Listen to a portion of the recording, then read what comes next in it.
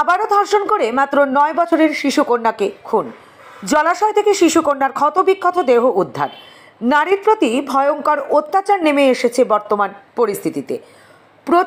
প্রতিনিয়ত নারী লাঞ্ছনা, ধর্ষণ, যৌন নির্যাতন, শ্লীলতাহানির শিকার গোটা দেশে। কবে বদলাবে সমাজ ব্যবস্থা?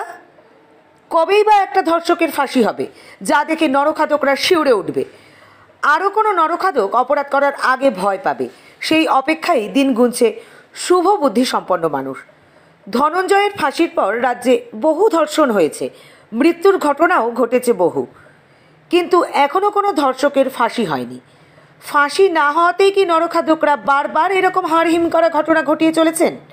9 বছরের চতুর্থ শ্রেণীর ছোট্ট শিশুকন্যা বাড়ি থেকে টিউশন পড়তে গিয়ে তার আর বাড়ি ফেরা হলো না। ফিরবে তার কফিনবন্দি দেহ। দক্ষিণ 24 পরগনার জয়নগরের ভয়ঙ্কর কাণ্ড। টিউশন থেকে বাড়ি ফেরার পথে নরখাদক তুলে নিয়ে গিয়ে শারীরিক অত্যাচার চালিয়ে খুন করে ছোট্ট শিশুকন্যাকে। জলাশয় থেকে মৃতদেহ উদ্ধার হয় শিশুকন্যার। পুলিশের বিরুদ্ধে নিষ্ক্রিয়তার অভিযোগ তুলে উত্তেজিত জনতা থানা ভাঙচুর করে পুলিশকে মারধর করে। এলাকার বিধায়ককেও জনতার আক্রোশের মুখে পড়তে হয়। উত্তেজিত মারমুখী জনতার আক্রমণে 12 জন পুলিশকর্মী আহত হয়েছেন। ঘটনায় মূল অভিযুক্ত মুস্তাকিন সর্দার খুনের ঘটনা স্বীকার করলেও ধর্ষণের কথা স্বীকার করেনি বলে পুলিশের দাবি। অভিযুক্ত মুস্তাকিন সর্দারকে আদালতে তুললে তার 7 দিনের পুলিশের রিমান্ডের নির্দেশ দিয়েছেন আদালত। অভিযুক্ত মুস্তাকিন সর্দারের হয়ে কোনো আইনজীবী দাঁড়াননি।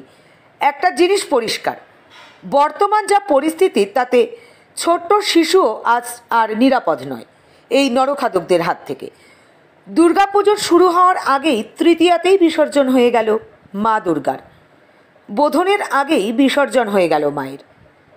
তারপরেও কি উৎসব হবে? এভাবে আর কত মায়ের কোল খালি হবে, কত বাবা মায়ের অশ্রু ঝরবে? আরজিকর থেকে জয়নগরের নির্যাতিতার বাবা মা বুকে পাথর নিয়ে জীবন্ত লাশ হয়ে বিচারের আশায় বসে থাকবে। বিচার পাবে তো? এই ধর্ষকদের, নরখাদকদের সর্বোচ্চ মৃত্যুদণ্ড হবে তো? এই ছোট্ট শিশুটির ময়নাতদন্ত ঠিকঠাক হবে তো?